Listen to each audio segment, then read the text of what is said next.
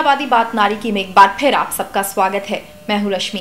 आइए अब हम शुरुआत करते हैं महिलाओं के इस खास कार्यक्रम की, जहां मैं लाती हूं कुछ ऐसी खबरें जो होती हैं खास लेकिन रह जाती हैं सुर्खियों से दूर। तो चलिए जानते हैं क्या है खास हमारी आज की पेशकश में। देखेंगे हमारा आज का मुद्दा, इसी विषय पर बात करेंगे हमारे एक्सपर्ट से, जानेंगे करियर में आए नए विकल्पों के बारे में, जानेंगे क्या खास कर रही है आधी आबादी, जानेंगे करियर में आए नए विकल्पों के बारे में, देखेंगे महिलाओं की प्रगति पर एक रिपोर्ट और महिलाओं से जुड़ी खबरें देखेंगे अपनी खास पेशकश में। दोस्तों अब बढ़ते हैं अपनी अगली रिपोर्ट की तरफ और जानते हैं क्या खास कर रही हैं हमारे देश की महिलाएं। बजट से ही किसी देश की आर्थिक दिशा और दशा निर्धारित होती है और भविष्य की योजनाओं का संकेत भी मिलता है। इस बार देश के बजट में तकनीकी शिक्षा के लिए 36% की बढ़ोतरी काफी प्रभावकारी है और तकनीकी शिक्षा के द्वारा ही किसी देश की स्किल्ड मैन पावर पैदा होती है। ऐसे में ये बढ़ोतरी इस क्षेत्र में रोजगार के कई आयाम खोलेगी। इसी को देखते हुए लड़कियां इंजीनियरिंग की फील्ड को एज अ करियर ऑप्ट कर रही हैं, ताकि वो अपनी एक अलग पहचान बना सकें।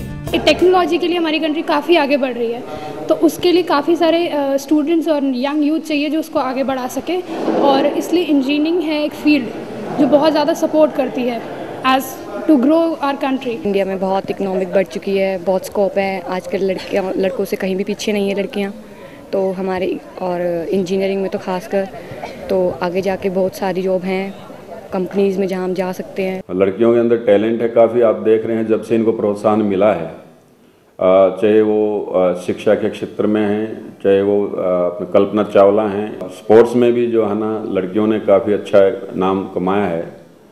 तो आगे का कोई मेरे ख्याल से उनका ये तो नहीं कह सकते कोई उनकी सीमा है, वो किसी भी सीमा तक जा सकते हैं और नई ऊंचाइयां छू सकती हैं वो लड़कियाँ, क्योंकि बस सिर्फ अगर ज़रूरत है तो उनको जरूरत है प्रोत्साहित करने की। स्टूडेंट्स को टेक्नोलॉजी के क्षेत्र में काफी ग्लोबल चैलेंजेस का सामना करना पड़ता है। ऐसे में ये स्टूडेंट्स इंजीनियरिंग की बारीकियों को अच्छे से समझ सके, इसके लिए पीसफुल एनवायरनमेंट के साथ कंप्यूटर लैब, लाइब्रेरी और हाईटेक लैब्स भी प्रोवाइड की जा रही हैं, ताकि जब ये लड़कियां फील्ड में जाएं तो अपनी मेहनत से नया मुकाम हासिल कर सके।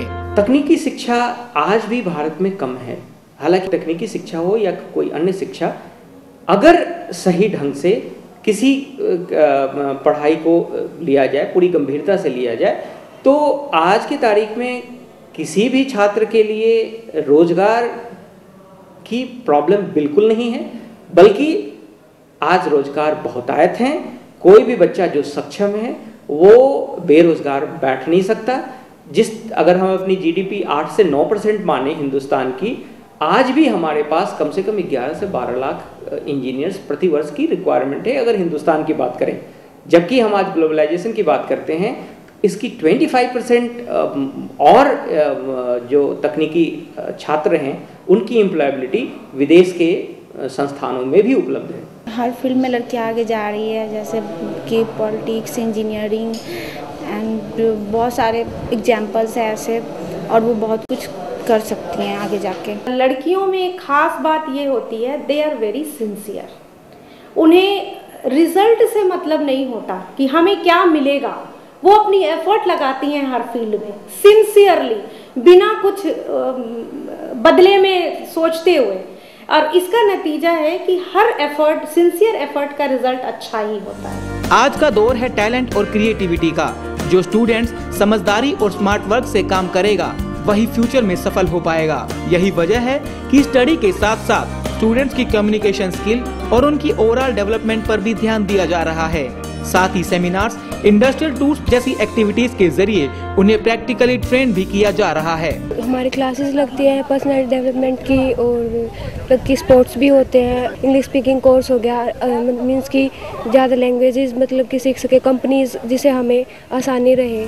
आज देश के विकास के लिए जरूरी है कि टेक्नोलॉजी जैसे क्षेत्रों में भी देश की आधी आबादी बराबर का योगदान दे। ऐसे में इन्हें इंजीनियरिंग की हाई स्टडीज करवा रहे ये संस्थान इनके हौसलों को तो बुलंद कर ही रहे हैं, साथ ही इनके फ्यूचर को भी नई राह दे रहे हैं।